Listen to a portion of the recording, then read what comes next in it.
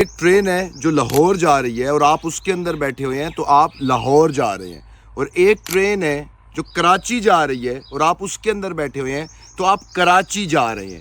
Same اسی طرح سے ایک ٹرین ہے جو جنت کی طرف جا رہی ہے اور آپ اس ٹرین کے اندر بیٹھ کر اپنے بچوں کے ساتھ ہنس رہے ہیں، کسی کو تکلیف نہیں دے رہے، کچھ بھی آپ کر رہے ہیں، اپنی زندگی گزار رہے ہیں۔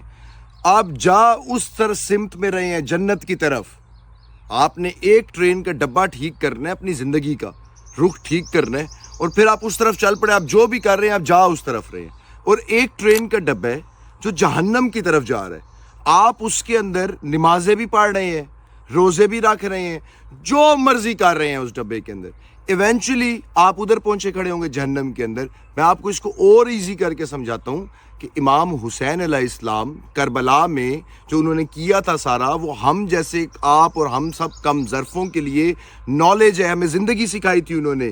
اب کربلا کے اندر جو امام حسین کو شہید کر رہے ہیں وہ بھی مسلمان ہیں، یہ بھی مسلمان ہے، وہ بھی مسلمان ہے۔ بظاہری تو وہ مسلمان اپنے آپ کو بتا رہے تھے نا۔ لال حسین نے نماز کا ارادہ کیا ہے، وہ چاہتے ہیں کہ ہم جنگ روک دیں تاکہ وہ نماز ادا کر لیں۔ پڑھنے دو شمار، پڑھنے دو، بعد نماز کے اس کا کام تمام کر دو۔ کیا واقعی آپ حسین کو نماز پڑھنے دینا چاہتے ہیں؟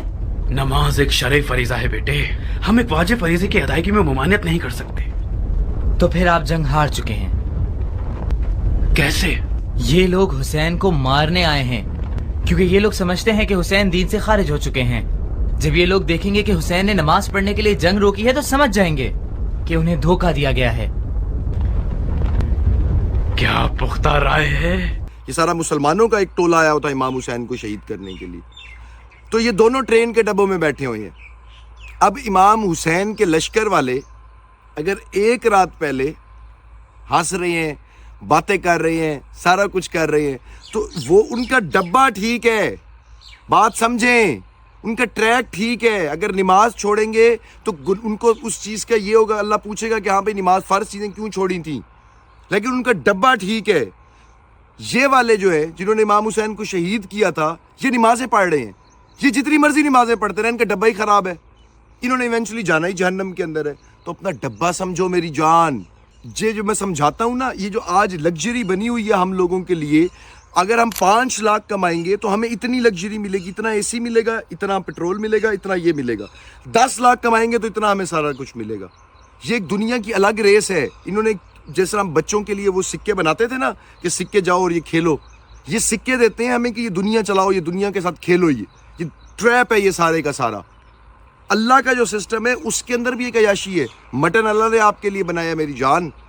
یہ جو گندم اتنے پیارے پیارے حلوے کھاتے ہیں ہم لوگ، اس سے کبھی چونسا کھائیں، دودھ والی لسی اس کے ساتھ پئیں، آپ کو پتہ چلے گا کہ اللہ نے جو آپ لوگوں کے لیے عیاشیاں بنائی ہیں ان جیسی کوئی عیاشیاں ہیں ہی نہیں۔ پھر مجھے بتانا یہ 1000 آئی لینڈ ہمیں کھانی چاہیے پیسے دے کر، یا ہمیں یہ چیزیں کرنی چاہیے؟ یہ چیزیں میں آپ کو، جو میری کوشش ہوتی ہے کہ یار ڈبہ ٹھیک کرو میری جان اپنا۔ غلطی کوتاہی ہو بھی جاتی ہے تو کم از کم وہ ڈبہ لے کر تو اللہ کے پاس جائے گا نا۔ غلط ڈبے میں بیٹھ کے جو اب شراب کے بھٹے پہ آپ کام کرتے ہو اور 5 وقت کی نمازیں پڑھتے رہو، یار یہ کون سا مسلمان ہے یار؟ یہ کیا ہے؟ مطلب سود کا نظام ملک کے اندر چل رہا ہے، نیچے جو مرضی کرتے جاؤ اور کہو جی اوکے اب ہمارا ڈبہ ٹھیک نہیں ہے تو جتنی مرضی نمازیں پڑھتے جاؤ، یہ کس کام کی ہیں؟ جاگو، مسلمان ہیں ہم، کچھ غلط ہو رہا ہے تو وہ حضور پاک کو ہم ریپرزینٹ کرتے ہیں، ہم نے ٹھیک کرنے، تو ڈبہ اپنا ٹھیک کریں، مہربانی کریں، جزاک اللہ۔